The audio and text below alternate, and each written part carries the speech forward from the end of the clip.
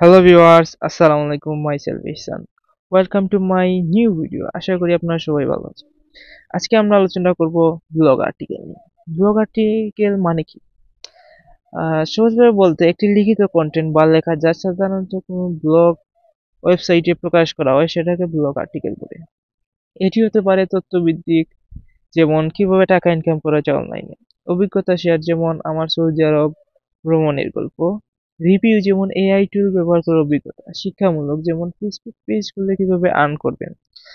Blog আর্টিকেলের বৈশিষ্ট্য: শিরোনাম, পাঠকের দৃষ্টি আকর্ষণ করা, ইন্ট্রোডাকশন, আর্টিকেলের মূল বিষয় সংক্ষেপে বলা, মূল অংশ বিস্তারিত লেখা বা সাবহেডিং ব্যবহার করা, প্রসংখ্যার শেষে সারাংশ বা পরাংশ, সিইও ফ্রেন্ডলি লেখা যাতে গুগলে সার্চ করলে পাওয়া যায়।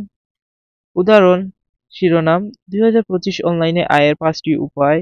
ইন্ট্রো, বর্তমানে অনলাইনে ইনকাম করা খুবই জনপ্রিয়।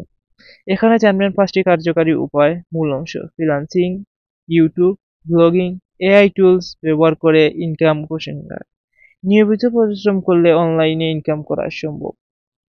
তো ভিউয়ার্স, আমরা জানতে পারলাম ব্লগ আর্টিকেল কি, ব্লগ আর্টিকেল মানে কি, বা কিভাবে ইনকাম করবেন।